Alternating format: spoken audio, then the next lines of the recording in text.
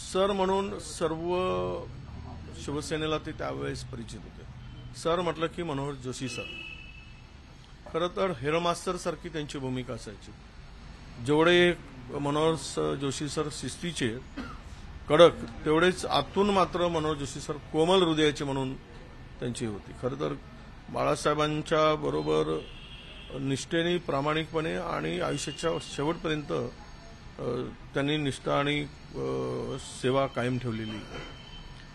सरांच्या बरोबर मला खूप वर्ष काम करायची संधी मिळाली. कारण मी 1985-86चा शिवसैनिक आणि मी जिल्हा प्रमुख म्हणून 88 मध्ये काम केल्यानंतर सरांची पहिली ओळख झाली आणि त्यांच्या अनेक सभा आम्ही घेतल्या. अमृत नोनी आर्थो प्लस ये एक प्रूवन फॉर्मूला है. इसमें मौजूद नोनी फल के गुण और आयुर्वेदिक जड़ी बूटियां शरीर को जरूरी पोषक तत्व देने के साथ साथ हड्डियों और जोड़ों के घिसने, उनमें होने वाले सूजन और दर्द को रोकने में मदद करता है. दर्द मुक्त जीवन के लिए अमृत नोनी आर्थो प्लस. नेहमी बाळासाहेबाला म्हणायचे की विजयला आमदार करावं लागेल असं बाळासाहेबांना नेहमी सर सांगायचे. तर मी म्हणलं सर मला काही आमदार होता येत नाही, कारण माझा जिल्हा गडचिरोली हा रिझर्व्ह आहे सेल्युलर ट्राईबसाठी. तर म्हणे तुला आमदार करणार म्हणजे करणारच असं ते गमतीनं मला म्हणायचे. आणि त्यांनी मुख्यमंत्री असताना 1988 मध्ये मला विधान परिषदेवर आमदार म्हणून बाळासाहेबांच्याकडे त्यांनी माझी शिफारस केली आणि 88ला मी आमदार झालो. परंतु 95ला सरकार आल्यानंतर विजय तुला आमदार होता येत नाही, पण तुला मी मंत्रीपदाचा दर्जा देईल असं ते म्हणाले. आणि त्यावेळेसच्या महामंडळाच्या यादीमध्ये पहिलं नाव, महामंडळाच्या यादीत माझं सगळ्यात वर नाव होतं, 1 नंबरवर. आणि मला वनविकास महामंडळाचा अध्यक्ष 1985 साली सरांनी, ते मुख्यमंत्री असताना मला 1995 साली त्यांना मला, ते मुख्यमंत्री होते त्यावेळेस, महामंडळाचा अध्यक्ष पाठवलं.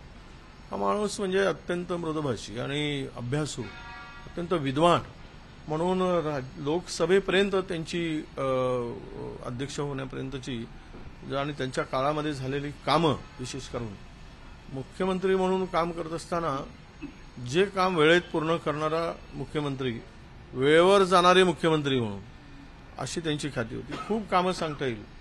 खरं तर त्यांच्या काळामध्ये ज्या कामांचा उल्लेख मुद्दाम म्हणून करता येईल की फ्लायओव्हरची जी निर्मिती झाली, गडकरी साहेब बांधकाम जरी मंत्री होते तरी कल्पना ही त्यावेळेस त्याला साकार करण्यासाठी मनोहर जोशी सरांचीच ती कृपा आहे. तो असेल, पुणे एक्सप्रेस वे असेल, त्या काळामध्ये झालेले मुंबईतले फ्लायओव्हर असतील, नागपुरातले फ्लायओव्हर काही, ते सरांच्या काळात झालेले, ते मुख्यमंत्री असताना झालेले आहे. मला अत्यंत दुःख आहे की या सगळ्या, की आज सर आमच्यात नाहीत. पण एक शिक्षण क्षेत्रातील उत्तम कामगिरी करणारे, प्रशासक म्हणून प्रशासनामध्ये अभ्यासू वृत्तीनं जरब ठेवणारे आणि एक उत्तम मुख्यमंत्री म्हणून महाराष्ट्राच्या इतिहासात ज्यांची नोंद आहे, एक समर्पित जो एक नेतृत्व लागतं तशा प्रकारची नोंद महाराष्ट्राच्या इतिहासामध्ये त्यांचे मुख्यमंत्री म्हणून आहे. अशा नेत्याला महाराष्ट्र आज मुकला आहे. ती भरून निघणारी पोकळी कधीच भरून न निघणारी पोकळी आहे. मी त्यांना माझ्यातर्फे, माझ्या कुटुंबातर्फे आणि आमच्या पक्षाही तर्फे श्री सरांना आम्ही श्रद्धांजली अर्पण करतो. शरद पवार गटाला तुतारी मिळालेली आहे असा प्रश्न उपस्थित केला जातोय की ही तुतारी या लोकसभेत वाजणार का? वाजवण्यासाठीच घेतली आहे. आता आमच्याकडे यांना वाजवण्याच्या पलीकडे काय शिल्लक, हे वाईट काय करू शकतात? आता सत्ताधारी त्यापेक्षा अधिक काही वाईट करतील असं मला वाटत नाही. आणि तुतारी असेल, मशाल असेल, तुतारी वाजवून मशाल पेटवायची आणि यांना या राज्यातून हाकलून लावायचा हा निर्धार करूनच तुतारी कदाचित शरद पवार साहेबांनी घेतली. तुतारी कधी वाजते? तुतारी शुभ कार्याच्या वेळेसच वाजते, अशुभ वेळेला तुतारी वाजवलं जात नाही, हेही लक्षात घेतलं पाहिजे. आणि आता पेटवारे मशाले आपण कधी म्हणतो की ज्यावेळेस अन्यायाची परिसीमा होते त्यावेळेस मशाल पेटली जाते आणि दोघांचंही तंत्र हे नक्की त्याला हाताची जोड लागतेच. तर मला असं वाटतं की महाविकास आघाडी महाराष्ट्राच्या परिवर्तनासाठी तुतारी वाजवण्यासाठी हातात घेऊन मशाल सिद्ध झाली आहे आणि जे काही आता राजकारण घाणेरडं राजकारण जे झालेलं आहे, ज्याला राजकारणाची पातळी खालपर्यंत घसरवण्याचं पाप जे केलेलं आहे तसं भारतीय जनता पक्षाने, हे याला जनता तशी विटलीच आहे, वैतागली आहे आणि त्याचा बदला घेण्याच्या तयारीत आहे. नक्कीच त्यातून महाराष्ट्राच्या लोकसभेमध्ये दिसेल आणि विधानसभेमध्ये तर दिसणारच दिसणार.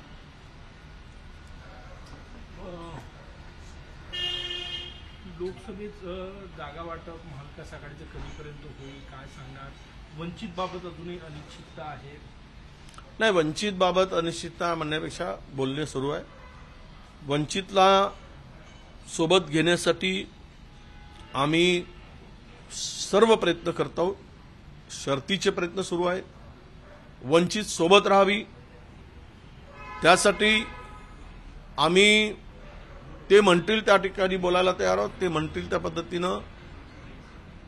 पद्धतीनं म्हणजे त्यांच्या सोबत राहण्यासाठी चर्चेला कुठेही खंड पडू देणार नाही अशा प्रकारची आमची भूमिका आहे.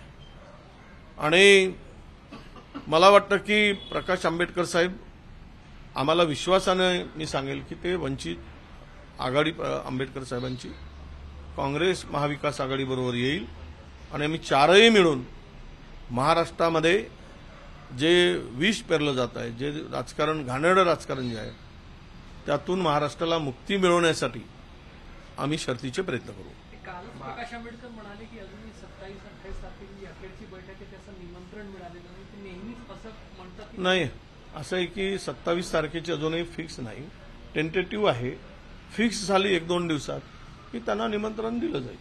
27 तारखेला किंवा जेव्हा केव्हा बैठक होईल या बैठकीतूनच तोडगा निघेल आणि अंतिम बैठक असेल आणि जागा वाटप जाहीर होईल असा विश्वास नाही.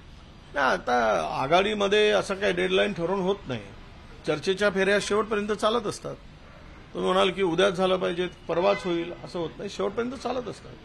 हे अनेक पक्षामध्ये चालत असतात. आता काही आघाडीमध्ये असलेले काही भारतीय जनता पक्षाचे काही सीटं वाटप झाले आहेत, सीट शेअरिंग झालं आहे, अंतिम फायनल झालं असं कुठे आहे. आम्ही कशाला घाई करायची.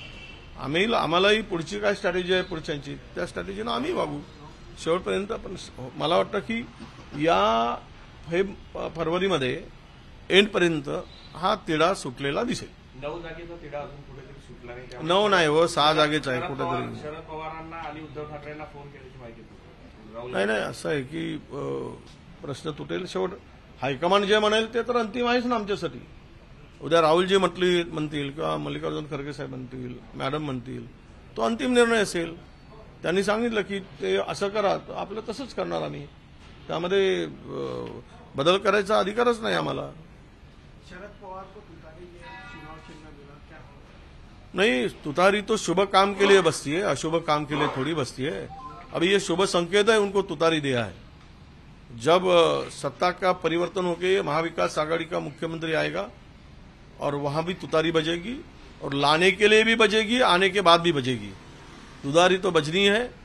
मशाल से ये जो सरकार काम कर रही है ये गलत नीतियों के आधार पर और जो अत्याचार बढ़ रहा है, रोज बलात्कारों की संख्या बढ़ती जा रही है, उसको प्रोटेक्शन दिया जा रहा है. रोज आत्महत्या बढ़ती जा रही है. खून मर्डर में तो महाराष्ट्र अभी सबसे आगे दौड़ रहा है. तो कानून सुव्यवस्था बिगड़ चुकी है. किसान परेशान है. सोयाबीन का किसान परेशान है, कपास का किसान परेशान है. प्याज का हमने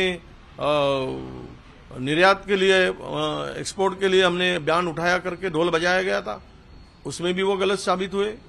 प्याज का किसान, इनके आंख में प्याज निचोड़ेगा और इनके आंख भी लाल करने वाले, ये सब स्थिति जो दिख रही है. रोज पेपर फूटते जा रहे हैं और पेपर फोड़ा जा रहा है. पेपर के फोड़ने से माध्यम से पैसे कमाए जा रहे हैं. इसमें भी जो कंपनियां हैं सरकार को बिकी हुई है, सरकार से मिली हुई है. इसीलिए ईमानदार बच्चा जो है, होशियार बच्चा है, होनार है, उसके साथ में अन्याय हो रहा है और भर्ती के नाम पर पूरा महाराष्ट्र में ये सब बच्चों के साथ में खिलवाड़ किया जा रहा है। तो मुझे लगता है कि ये सब स्थिति को देखते हुए आज पवार साहब, उद्धव ठाकरे साहब, जो भी चिन्ह मिले, चेहरा अलग होता है। चिन्ह से क्या है, चिन्ह मायना नहीं रखता, विचार मायने रखे जाते हैं। और किसके साथ में मास है, मास कोई कभी भी फुटीरवादियों के साथ में नहीं जा सकता है। कोई भी सर्वे करा लो, इनकी हालत तो लोकसभा चुनाव के बाद ना घर का ना घाट का ये रहेगी। और रहेंगे घाट तो वो घाट कौन सा होगा पॉलिटिकल, वो भी पता चलेगा।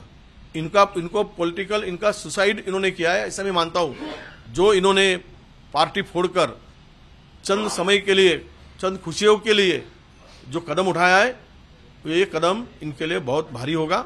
और इनका नामो निशान तक मैं दावे के साथ में कहूंगा कि आने वाले पार्लियामेंट के बाद ये दोनों पार्टियां जो पार्टी फोड़कर बाहर हुए, ये दोनों पार्टियों का निशाना भी दिखेगा नहीं, ये मैं दावे के साथ कहूंगा। कांग्रेस के विधायक जिस तरह से बीजेपी में जा रहे हैं, तो शिवसेना शिंदे गट से और बीजेपी के कुछ एमएलए आपके संपर्क में है? नहीं, बहुत सारे संपर्क में है।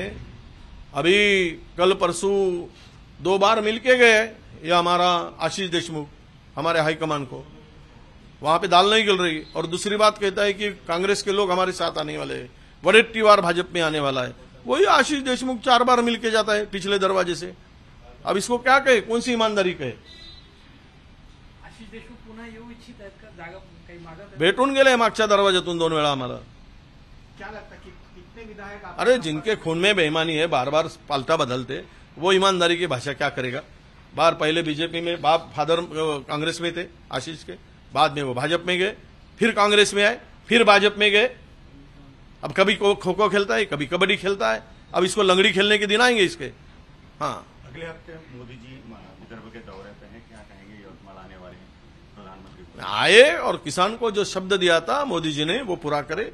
पहले 2014 में जो दिया था वही शब्द पूरा किया, तो विदर्भ के किसानों को बहुत कुछ मिल गया, ऐसा मानेंगे और किसान ढोल बजाएंगे। मराठीत सांगाल काही भाजप शिवसेनेचे आमदार आपल्या संपर्कात आहे का? नेमके कोण? 100% तिकडे गर्दी झाली आहे।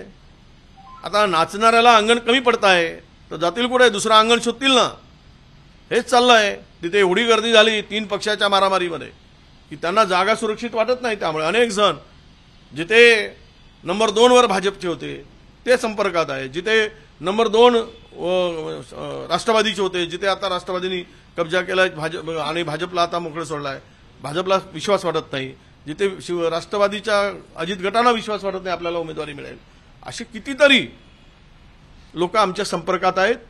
ते लाईन लांब झालेली दिसेल, बडी लंबी लाईन दिखेगी, एवढा मी विश्वासानं सांगतो। आता एक माजी आमदारांबद्दल वेळेला जे नुकतेच भाजपामध्ये ते पण काहीतरी येऊन भेटून गेले असतात पण ते दावा करतात की काँग्रेसमधून मोठे लोक नाही, ते असं आहे, उपऱ्यांना जास्त उपरेगिरी सुचते। तो आशिष देशमुख पहिले कुठे, वडील काँग्रेसमध्ये, काँग्रेसचा इमानदार शिपाई म्हणून भाषण केला, नंतर भाजपात गेले, भाजपामध्ये जाऊन रमले नाही, तिथून पुन्हा काँग्रेसमध्ये आले, काँग्रेसमध्ये काही गवसत नाही तर हा पुन्हा भाजपमध्ये गेले, आता पुन्हा काँग्रेसच्या मागच्या दरवाज्यातून भेटतात। हा हौस्या नवशा गवशा आहे। यात्रेमध्ये जाणारा हौसा असतो ना, हौस्या नवसा आणि गवसा म्हणजे काय, काही हौस मिटवायसाठी जातो एक वेळा, काही गवसा म्हणजे काही गवस्त का म्हणून जातो, आणि मग शेवट काही नाही मिळाला हा नवस फेडायसाठी जातो। असा हा नवस फेडणारा, काही गवस्ते का म्हणून गवसा म्हणजे शोध भेटण्यासाठी 3 प्रकारचे लोक यात्रेत जात असतात, तशी त्याची इच्छा आहे त्या आशिष देशमुखाची। म्हणजे एक जातो हौस्या, हौस पुरवायसाठी, दुसरा जातो गवस्या म्हणजे काही गवस्ते का, पाकिट मारायला भेटते का, काही लुटायला भेटते का म्हणून, आणि तिसरा जातो नवस फेडायसाठी। हा नवश्यामध्ये मोडतो की गवश्यामध्ये मोडतो की हौशामध्ये मोडतो हे मला काही अजून कळत नाही आहे। हा पण तिन्ही मधला कुठल्या तरी प्रकारात हा आशिष देशमुख मोडतो आहे, म्हणून पुन्हा मागच्या दारवानं आमचं दारवाचं ठोकतो आहे। धन्यवाद।